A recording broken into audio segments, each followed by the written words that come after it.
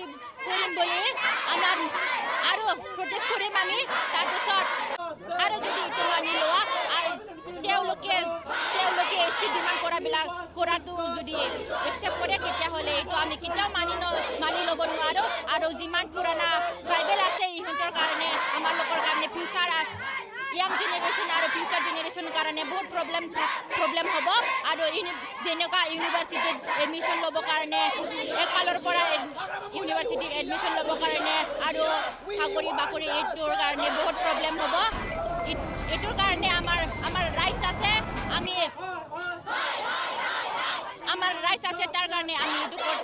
College গেটত আমি protest কৰিছোঁ আৰু যদি মানি নলয় যদি আসাম গভৰ্ণমেণ্টে এইটো বিলটো পাছ কৰে তেতিয়াহ'লে আমাৰ জীৱনটো দি পেলাইও আমি ৰাষ্ট্ৰগীতাৰ আমি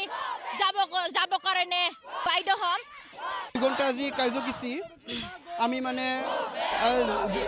এতিয়া অসম চৰকাৰে যিটো নতুনকৈ 6 জাতিক মানে জনজাতিকৰণ দিব বিচাৰিছে তাৰ বিৰুদ্ধে আমি এইটো কাৰ্যসূচী লোৱা হৈছে কাৰণ আমি এছ টি যিমানখিনি এতিয়া 45 লাখ আছে তাৰ মাজতে যদি আৰু 2 কোটি যিটো নতুনকৈ যিটো জনজাতিকৰণ দিয়ে তেতিয়া আমি মানে ইমানখিনি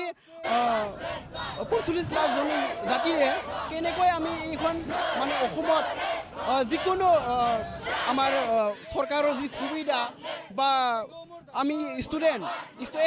হিচাপে যিহেতু এছ টি কোটা থাকে তাতে আমি কেনেকৈ মানে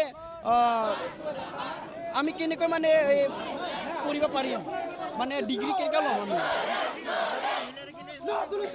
কৰি আছোঁ এইটো আমি বহুতকৈ মানে আমি হাগ্ৰাম মহিলাই এইটোৱে আহ্বান জনাম যাতে এনেকুৱা এন অ' চি দিব নালাগিছিলে আমাৰ লগত হয় জনজাতিয়ে মানে জনজাতি মানে বিচাৰি আছে সিহঁতৰ মানে বেলেগ কথা হ'ব মানে সিহঁতৰো যিটো সংবিধিৰ কিবা আছে তথাপিও যিহেতু আমাৰ যিমানখিনি থাকা মানে আমাৰ জনগোষ্ঠীগিলাৰ যেনেকৈ মানে সুবিধাটো অধিকাৰটো আছে মানে তাৰ কিবা এটা যদি চৰকাৰে দিয়ে সেইটো কথা কিন্তু আমাৰ অধিকাৰটো এনেকৈ মানে যিমানখিনি অধিকাৰ পাব লাগে আমি ইয়াক মানে পাবই লাগিব।